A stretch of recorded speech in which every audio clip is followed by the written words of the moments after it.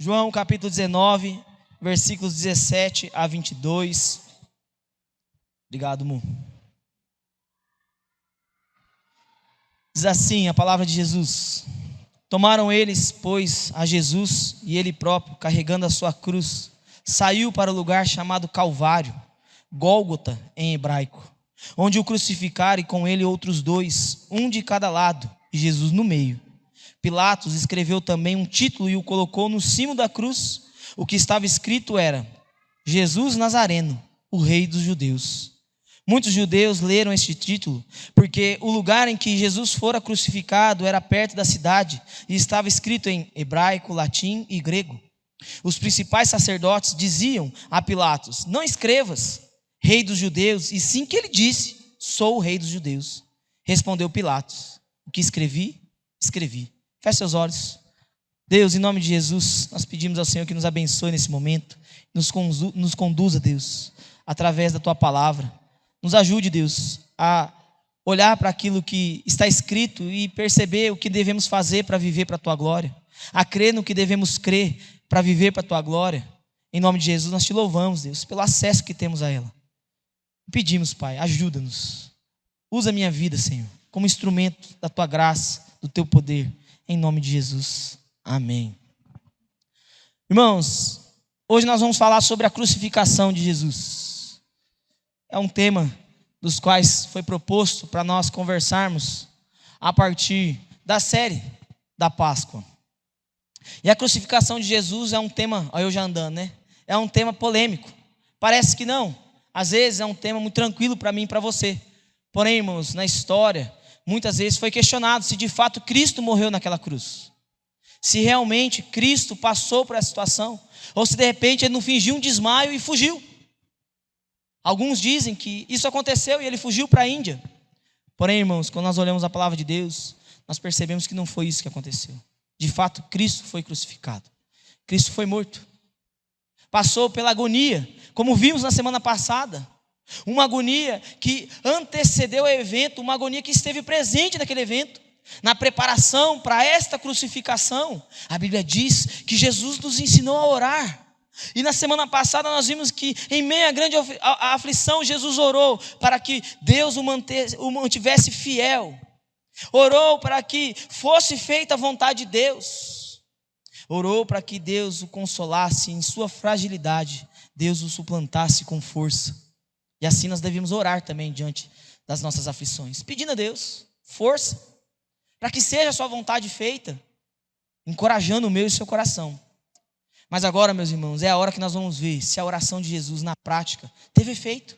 Se de fato, no ápice, no clímax da sua agonia, da sua dor, do seu sofrimento, ele manteve-se fiel ao Senhor e a vontade de Deus se cumpriu através da sua vida. Quando olhamos para a crucificação de Jesus, nós percebemos duas coisas que são ensinadas pela palavra de Deus. Dois estados de Cristo, do Cristo encarnado: exaltação e a humilhação. A humilhação de Jesus, ela tem início quando o verbo se faz carne, quando Deus se torna homem, quando Deus, sendo rei, se fez servo, quando Deus, sendo juiz de tudo, se coloca como vítima, mesmo sendo completamente inocente. Por diversas vezes, Cristo, diante dos seus discípulos, vai se referir à sua missão como aquela que não é para ser servido, e sim dar a sua vida servindo. Isso, meus irmãos, é importante, porque vai diferir Jesus Cristo de qualquer outro líder religioso. Os líderes religiosos se apresentam no máximo como um exemplo a ser seguido. Mas Jesus, irmãos, com sua vida, ele vai além, porque ele mostra que ele não veio para ser um exemplo, mas para morrer e ser sacrifício em meu e seu lugar. A crucificação é um fato, é uma verdade, porque Cristo não é um exemplo a ser seguido. Cristo é a substituição do meu e do seu lugar, para que pudéssemos ser reconciliados com Ele. A sua dor foi tanta. Crucificação, meus irmãos, era somente aplicada aos piores, mais cruéis bandidos da época. O povo romano não levavam essa sentença sobre si, porque de tão cruel que ela era. E olha só que interessante, irmãos, para evidenciar, para mostrar para mim e para você, o tamanho da dor de Jesus foi preciso inventar uma palavra. Uma palavra que expressasse a grandeza e a profundidade da dor de Jesus não existia. E por isso, irmãos, o termo excruciante nasce a partir daquela dor. Esse termo excruciante, ele é usado por médicos, legistas. E nessa discussão entre é verdade ou não, se Cristo realmente morreu, se foi possível ele ser crucificado e morrer da forma que está narrado nos evangelhos, muita gente também levantou para estudar. E um deles, irmãos, foi um médico, Dr. C. Truman Davis. E a partir da sua investigação, um médico legista, policial experiente, acostumado a ver as mais torturosas mortes, investiga e chega a uma descrição de como foi aquela crucificação e comprova que de fato Cristo morreu daquela forma. Eu queria ler para você, ler da forma com que ele relata que foi a crucificação. Então preste atenção, não se disperse durante a leitura, firme o passo aí, porque é importante. Ele diz assim: a crucificação deu a Jesus uma morte lenta, extremamente dolorosa, agonizante. Os joelhos foram flexionados a 45 graus e Jesus foi forçado a suportar seu peso com os músculos da coxa. E por não ser uma posição anatômica, em poucos minutos passou a ter câimbras na coxa e panturrilhas. Com os pregos cravados, o seu peso estava todo em seus pés. Assim como o estiramento dos seus músculos dos membros inferiores, o peso do seu corpo era transferido para os pulsos, braços e ombros. Em alguns minutos, após ser colocado na cruz, seus ombros, cotovelos e pulsos se deslocaram. O resultado deste deslocamento levou a um alongamento de 22,8 centímetros em seus braços. Após o deslocamento, o peso de seu corpo sobre os seus membros superiores levou à tração do músculo peitoral maior em seu tórax. A força da tração causou deslocamento da caixa torácica para cima e para fora. Seu tórax se manteve em posição respiratória de inspiração máxima, e para poder respirar, Jesus requeria um esforço supremo de seu corpo. Para respirar, ele tinha que empurrar os pregos dos seus pés para baixo, podendo levantar o seu corpo e permitindo que a caixa torácica se movimentasse para dentro e para fora, expirando o ar dos seus pulmões. A crucificação é uma catástrofe médica. Jesus não podia facilmente se mover em torno dos pregos, pois os músculos de suas pernas, dobrados a 45 graus, estavam extremamente fatigados, com câimbras severas numa posição anatomicamente comprometida. Jesus movimentou inúmeras vezes na cruz, aproximando-se a 30 centímetros, pois fisiologicamente se viu forçado a se mover para cima e para baixo para poder respirar. Este processo de respiração lhe causou uma dor excruciante. Na sexta hora da crucificação, Jesus era cada vez menos capaz de suportar seu peso e suas pernas. Houve um momento do deslocamento dos pulsos, cotovelos e ombros, com elevação da parede do tórax, tornando sua respiração mais e mais difícil, tornando severamente dispênico. Os movimentos para cima e para baixo na cruz, para tentar respirar, causavam dor intensa nos seus pulsos, pés, ombros e cotovelos, que já estavam deslocados. Esses movimentos se tornaram menos frequentes e Jesus se tornou extremamente exausto. Mas o terror iminente da morte por asfixia o forçava a continuar lutando pela sua vida para respirar. Os músculos dos membros inferiores evoluíram com câimbras intensas devido ao esforço, tentando levantar as pernas com o intuito de respirar mais um pouco. A essa altura, Jesus estava coberto de sangue e suor, O sangue é resultado da flagelação e o suor resultado do seu violento esforço involuntário tentando respirar.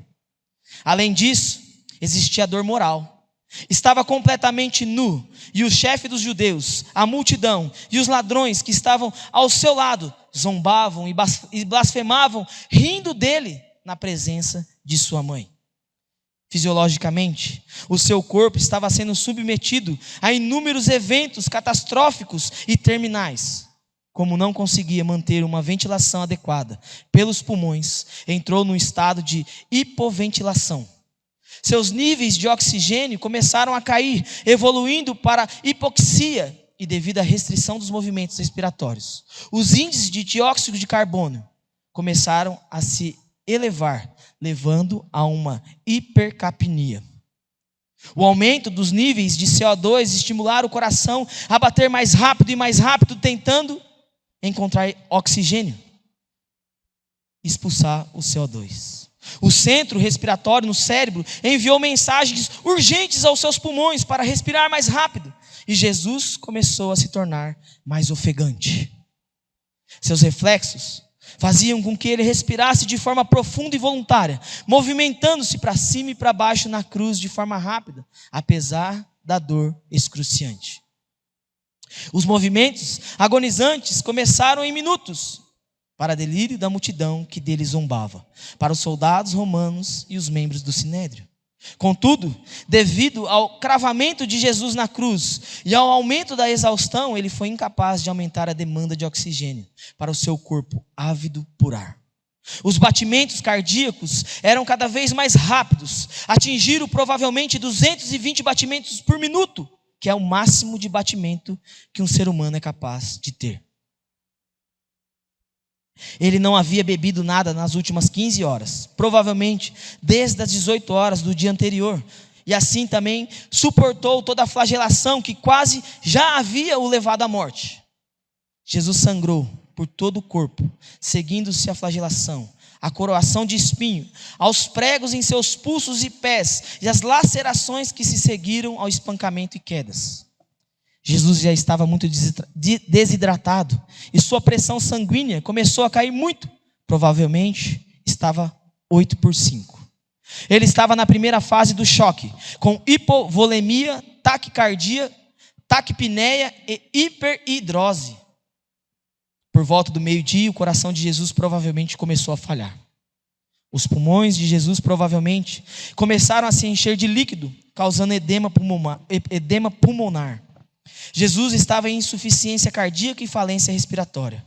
É provavelmente aqui que ele olha para os seus algozes e diz: tenho sede. Porque o seu corpo clamava por líquidos. Nesse momento final, desenvolveu uma hemopericardio. Plasma e sangue se acumularam no espaço que envolve o coração, chamado pericárdio. Este líquido ao redor do coração causou um tamponamento cardíaco, impedindo também que o coração batesse corretamente. Devido ao aumento da demanda do coração de Jesus e ao avanço do quadro de hemopericardia, provavelmente sofreu uma ruptura cardíaca.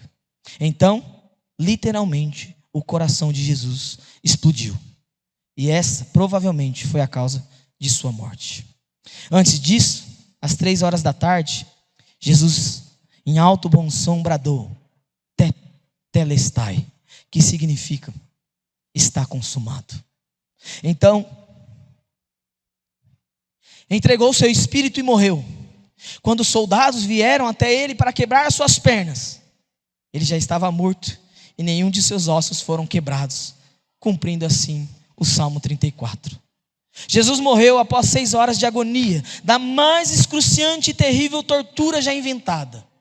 Jesus morreu para que pessoas como eu e você pudéssemos ser reconciliados com o Pai. Olhando para a agonia de Jesus, não há como negar que Deus sabe o que é dor. Deus sabe o que você sente. Deus sabe o quanto a sua dor é profunda. Deus entende a nossa dor. E a crucificação de Jesus, irmãos, é o maior ato de amor da história. Por isso, nós podemos afirmar nessa noite que Deus é exaltado na humilhação de Cristo. Aquilo que era para ser a maior vergonha da história, aquilo que era para ser a maior mentira, acontece e nos dá a maior vitória de todas em nossas vidas. Em seus últimos momentos de vida, Jesus pronunciou 7 palavras que revelam que a dor excruciante que o afligiu, que o humilhou, glorifica a Deus, revelando o amor do Pai aos filhos que estavam perdidos.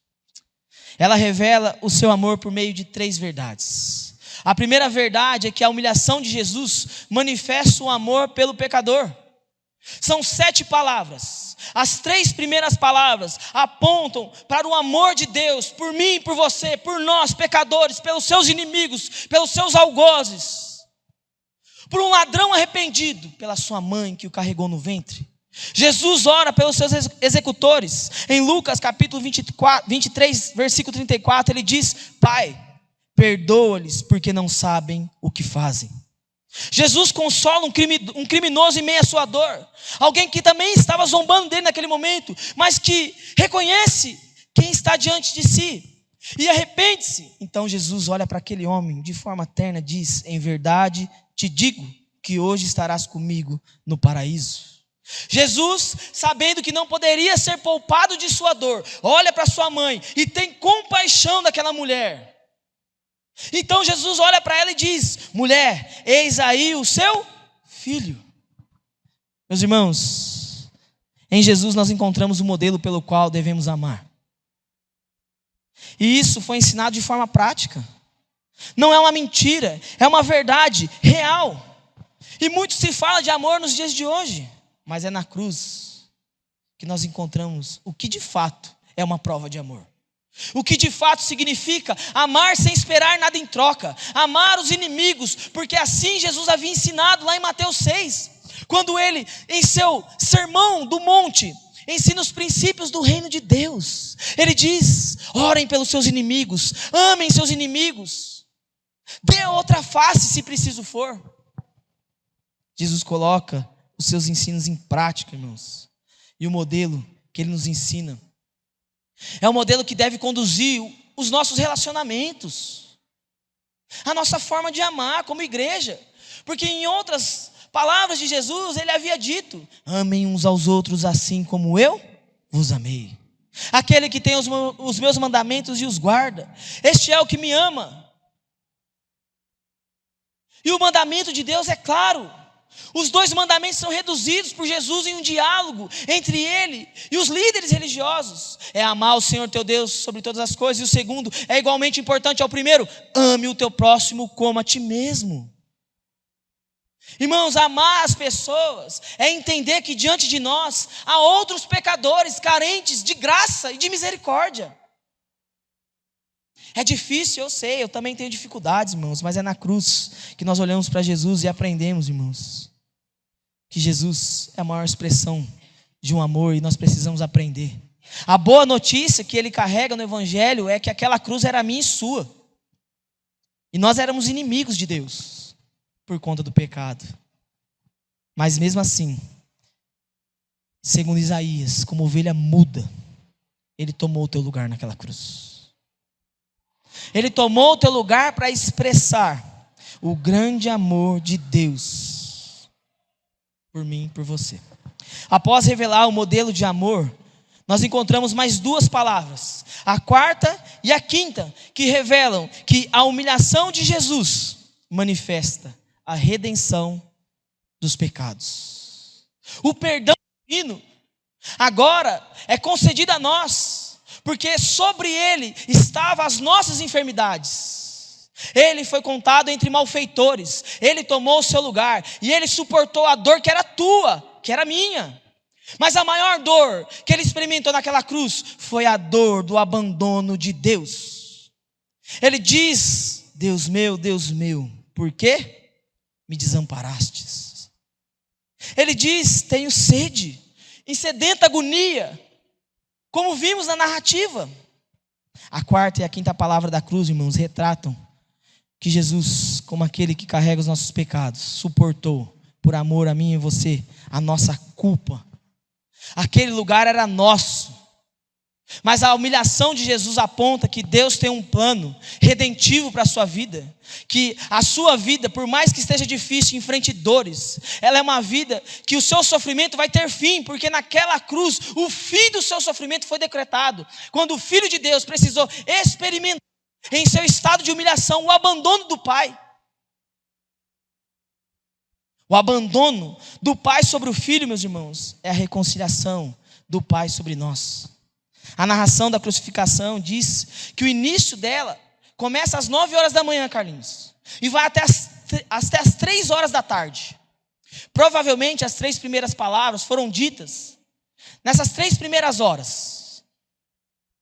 A partir da meio-dia, o sol escurece. Não há como ser um eclipse. É a manifestação da palavra de Deus. O sol escurece. E a palavra de Deus diz, irmãos, que Jesus tem sede, mostrando a sua humanidade, mostrando que como homem, ele diferente de Adão, ele cumpriu o propósito de Deus. Diferente de Adão, ele glorificou o Pai, fazendo a vontade do Pai, não porque precisava, não porque para ele era necessário, mas porque, irmãos, se não fosse assim, eu e você não estaríamos hoje desfrutando do perdão do Pai. Então a humilhação de Jesus manifesta a redenção dos nossos pecados. A redenção, irmãos, daquilo que estava sobre mim e você, do que era ser para mim, do que era para ser para mim e para você. O texto narra e diz que na 9ª hora o silêncio se rompe, porque o abandono do Pai é evidenciado com a expressão Eli, Eli, lama sabachthani. É um grito, irmãos, de alguém que está em profunda agonia, vivendo uma realidade que eu e você hoje não desfrutamos mais, porque ele estava no meio e no seu lugar. A ira de Deus Pai, o cálice da ira é derramado sobre o Filho, e o Pai é satisfeito, permitindo assim agora eu e você termos acesso à sua presença. Irmãos, você tem noção disso? A dor que ele experimentou. Os soldados ofereceram uma mistura de bebida nesse momento. Essa bebida é diferente da primeira.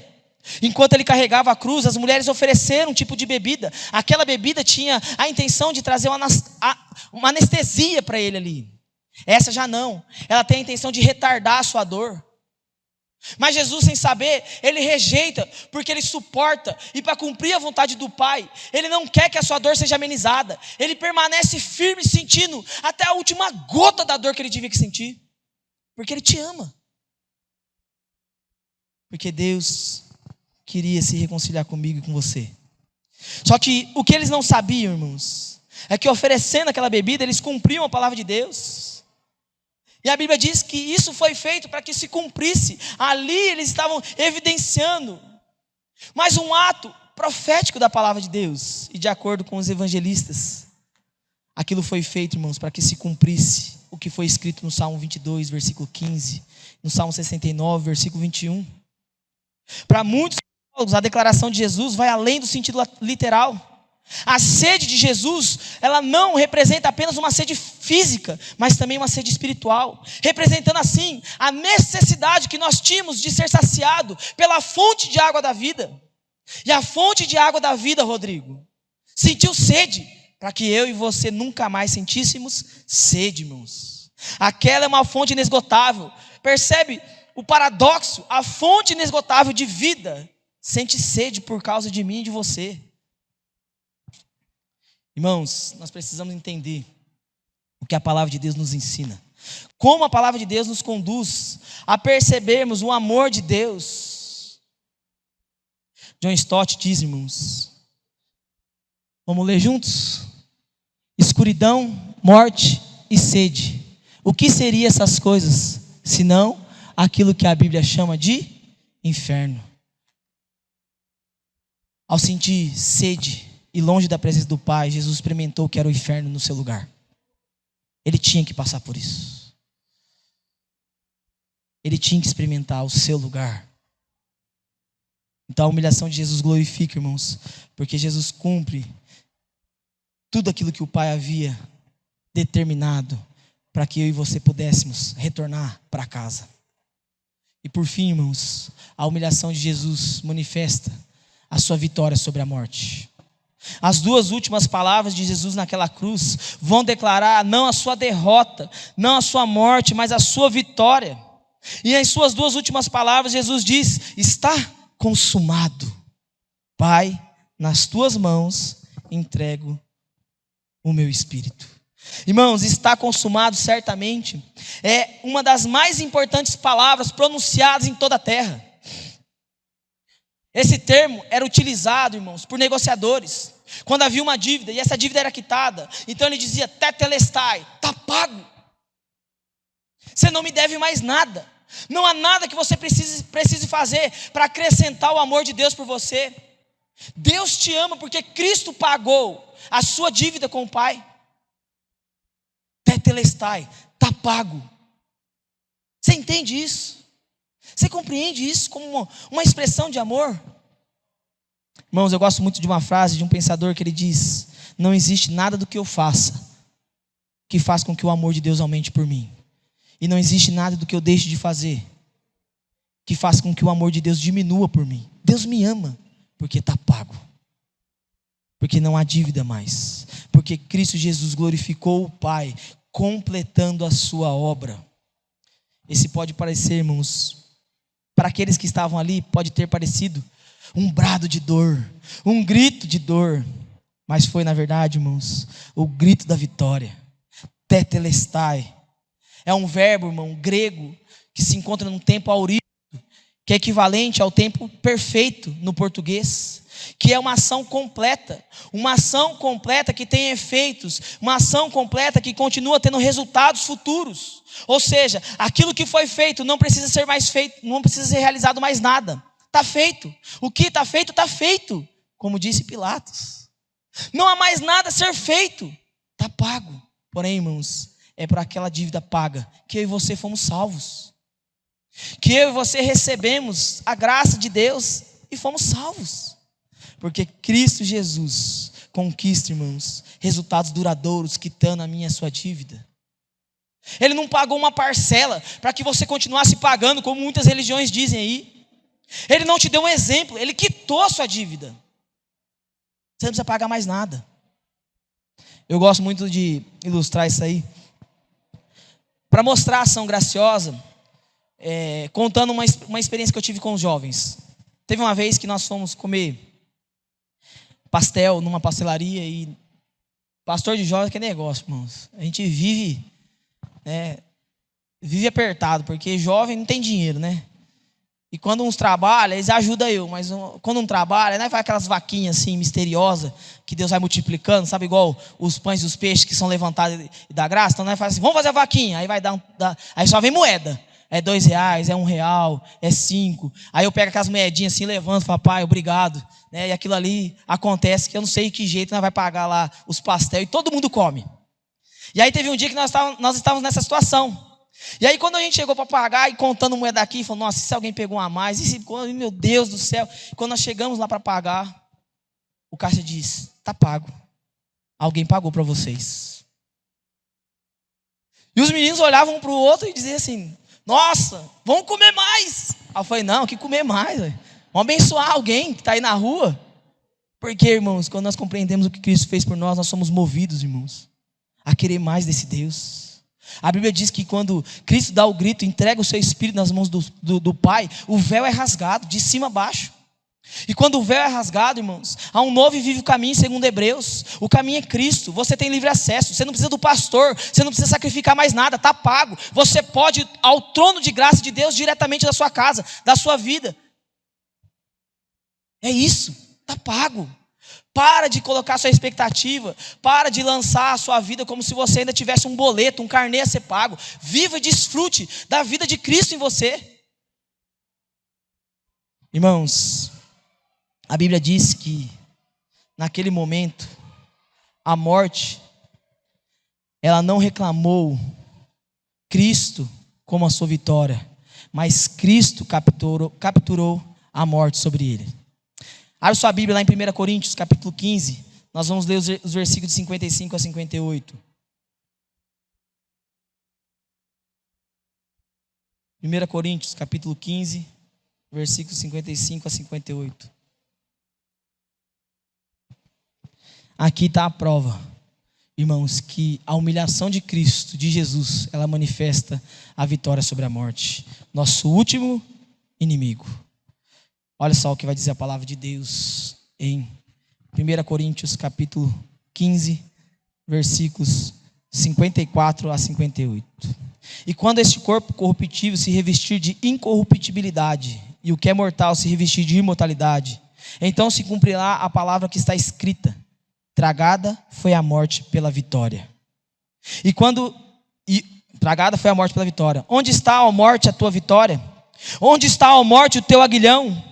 O aguilhão da morte é o pecado, e a força do pecado é a lei. Graças a Deus que nos dá a vitória por intermédio de nosso Senhor Jesus Cristo. Portanto, meus amados irmãos, sede firmes, inabaláveis e sempre abundantes na obra do Senhor, sabendo que no Senhor o vosso trabalho não é vão. Sabe por quê, irmãos? Porque o homem no máximo pode tirar a nossa vida, mas a nossa vida volta para Deus, ela pertence a Deus, e nele nós encontramos a vida eterna.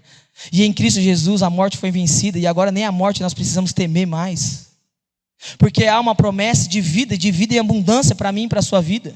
E essa promessa de vida, irmãos, ela foi conquistada pela morte de Jesus. Ou seja, Cristo Jesus não foi morto, mas se entregou para que eu e você tivéssemos a sua vida e vida eterna. E é assim que nós vamos estar um dia, vivendo eternamente com Deus. Mas quando olhamos para a crucificação, quando olhamos para as questões da vida, há algumas indagações em nossos corações. Nós ainda continuamos vivendo conflitos, porque muitas vezes nós não encontramos resposta para a dor. Parece que Deus está indiferente a mim e a sua dor. Sabe por quê, irmãos? John Stott traz luz para nós sobre isso. Ele diz que o que torna insuportável o sofrimento não é tanto a dor que o acompanha, mas o sentimento de que Deus não se importa. Nós imaginamos que Deus é alguém que está se espreguiçando em uma poltrona no céu, e indiferente aos sofrimentos do mundo. Deus é uma característica, é um desenho, irmãos, de um velho barbudo, rancoroso, que fica do céu tendo prazer na desgraça alheia. Essa visão é pecaminosa. Porque o que nós olhamos aqui, irmãos, é que Deus não é um velho rancoroso, mas alguém que sacrificou o próprio filho para te ver experimentando, irmãos, do seu acolhimento, do seu perdão, do seu amor. E aí, John Stott nos ajuda, porque ele diz assim, há ainda uma marca de dúvida sobre o sofrimento humano, mas sobre ela nós colocamos ousadamente uma outra marca: a cruz de Cristo. A crucificação de Jesus é a mensagem de Deus, que Ele nos ama e que nossa dor um dia terá fim, porque Cristo Jesus morreu em meio ao seu lugar. Por isso, a cruz, que é loucura para os que se perdem, Paulo diz que é poder para os que creem. O nosso desafio é, diante da cruz de Jesus, bendizer a Deus por seu amor. É não questioná-lo, mas confiar que Ele sabe, entende, compreende o que você passa. Não à toa, Jesus disse: estou convosco todos os dias, até a consumação dos séculos. Porque por amor, por mim e por você, Cristo se humilhou. E como Redentor, a sua humilhação exaltou Deus, dando a nós a sua vitória. Essa é a verdade da crucificação. Na crucificação, Jesus exalta o Pai, pois nos revela amor, perdão, amparo e consolo. Você não está sozinho. Deus é contigo. E a cruz vazia comprova isso para mim e para você. Na crucificação de Jesus nós encontramos o próprio Deus se oferecendo como oferta pela culpa. O próprio Deus satisfazendo o Criador, morrendo no meio do seu lugar, para que a luz dele pudesse brilhar. A crucificação de Jesus é a mensagem que o Filho do amor se entregou no seu lugar. Feche seus olhos, eu quero orar por você.